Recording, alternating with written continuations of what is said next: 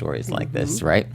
Okay, so moving on next. Okay, so what was going on this week? Now, I can't remember a recent week. Now, obviously, we've been in these these Me Too movement times of people being suspended and fired, but this was like a most recent memory where I can't remember like in the same week, like two very big high profile, like day after another. So.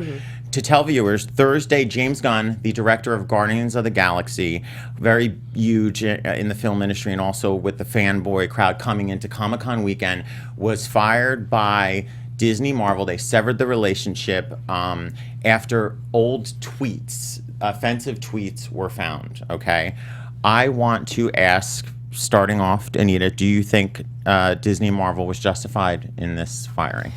This is a tough one because the tweets were they were almost a decade old. Yeah. They were uncovered by a conservative activist who was basically out to silence Hollywood liberals who disagree with President Trump. Yes. I think ABC acted very quickly, a little too harshly, and now there's backlash. There's a change.org petition to get Gunn reinstated, and a lot of Hollywood insiders are coming out and saying this is wrong. Mark, what do you think? I think the idea that these tweets were from a decade ago, he was sort of kind of like this struggling writer, comedian guy, and he's spoken about in the past that I've used to say stuff that I know were not right, that they provoked. This isn't like he hid from these things. No. And they were in poor taste, but a lot of it's not what you don't hear on Howard. You hear it on Howard Stern.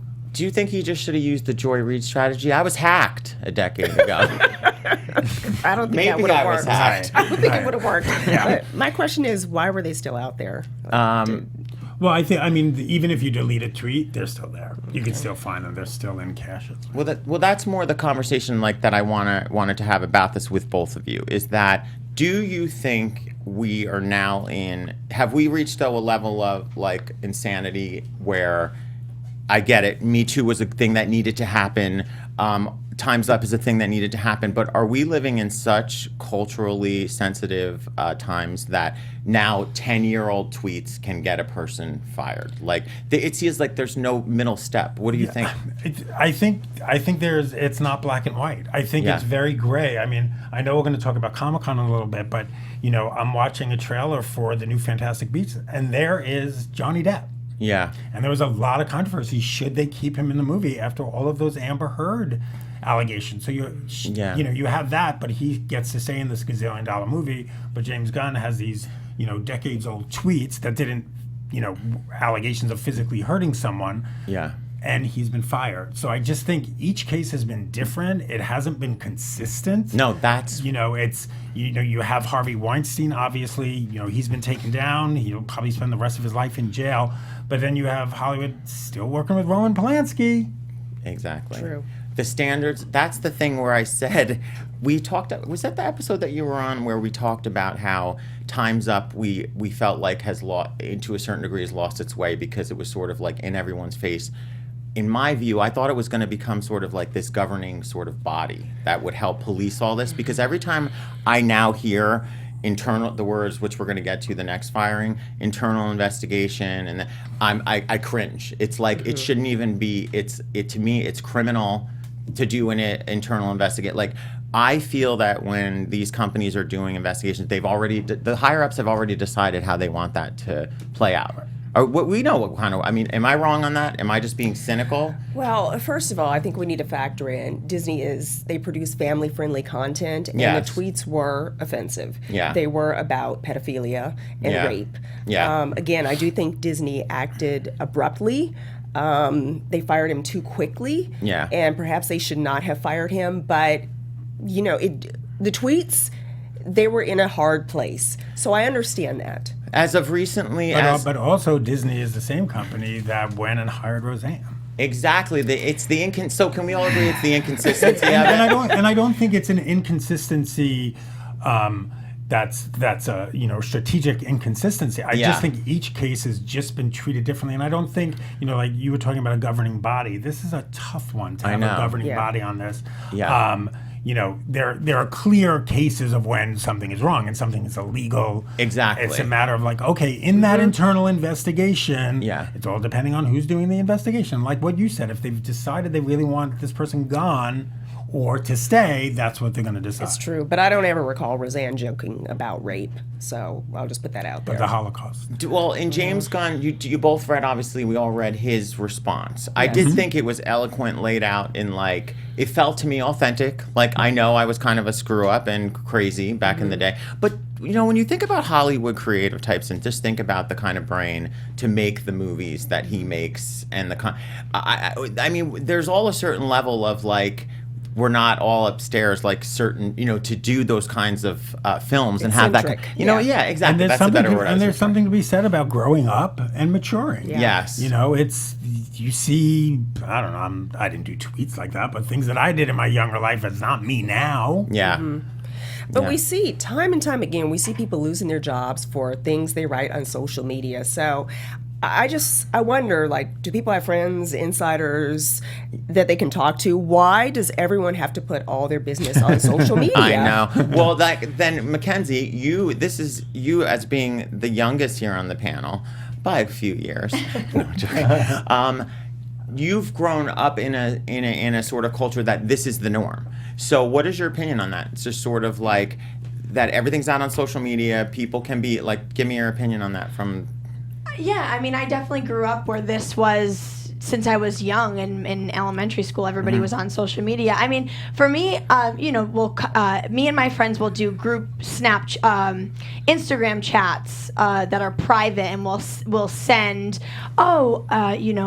this Hollywood star or this actress or this, and we'll kind of comment it on privately.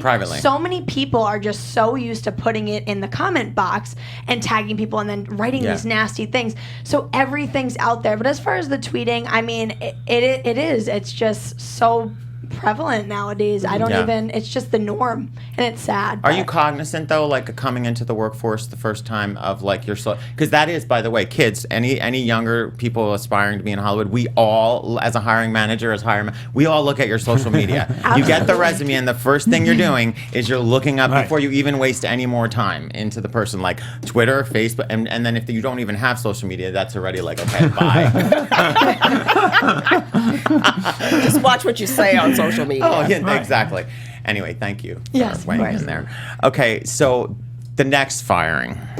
This one was shocking to me. Okay, so I'm going to get in the weeds here because a little bit for Paramount TV president Amy Powell. This is much more like an industry-centric story than a broader but obviously to give viewers, Amy Powell oversees all of Paramount television shows, and this week they are working on a First Wives Club reboot. And she was shockingly, on Thursday, a memo came out from Jim Giannopoulos, who runs all of, the studio, that she was fired, that they terminated her. She had just taken this role over like 5 years ago, and she had been at Paramount like 14 or 15 years for what they described as racially charged comments during a production notes call for the First Wives Club reboot, which is being actually co-written by Tracy Oliver, that wrote Girls Trip. Okay, so I want to just ask. She vehemently denies it. She the allegations. Mark, what do you think? I think it's a tough one. I think when you hear Jim release a statement that says we did an investigation over several days, boom, gone. Yeah. Either I'm like, what did she do that was so bad that it only took us several days to figure it out? Yes. Or did they want her out? Exactly. Anita, in all the facts that you read in the story and all the reporting collectively, what do you think? The immediate thing that came to my mind was they wanted to get rid of her.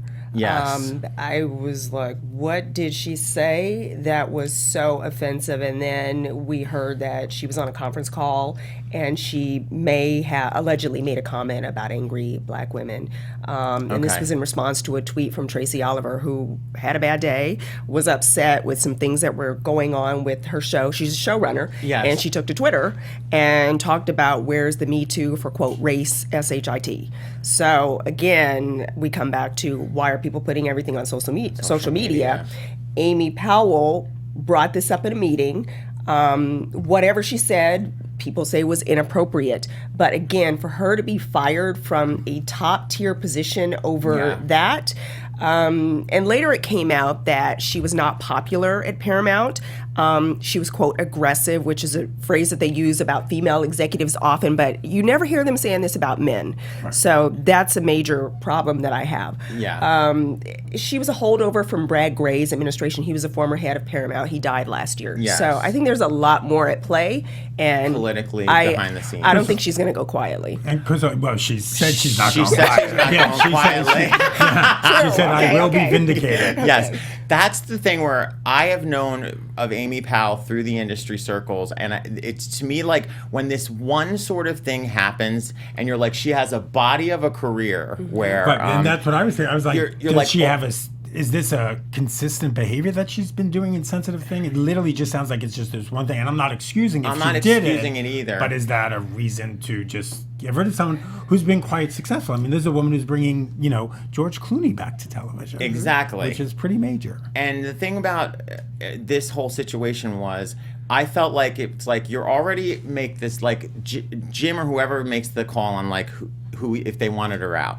You're already building in your mind, and I felt like she did something that they're like, we got it. Mm-hmm. Now we got our exit. It was basically like, because they have like their contracts are all written in a way that you can't get rid of people so easy, but then you need a moral. They're like, oh, she just pitched us one, Yeah. I think it was more like, but in that situation, it's just kind of like negotiate her out and just buy her out. Like if that was the case, she's not going to go quietly, and I don't think she should, because for her to say she's vehemently denying it, she's going to fight. So it's like she wouldn't have gone out there. She's like, the facts will vindicate me.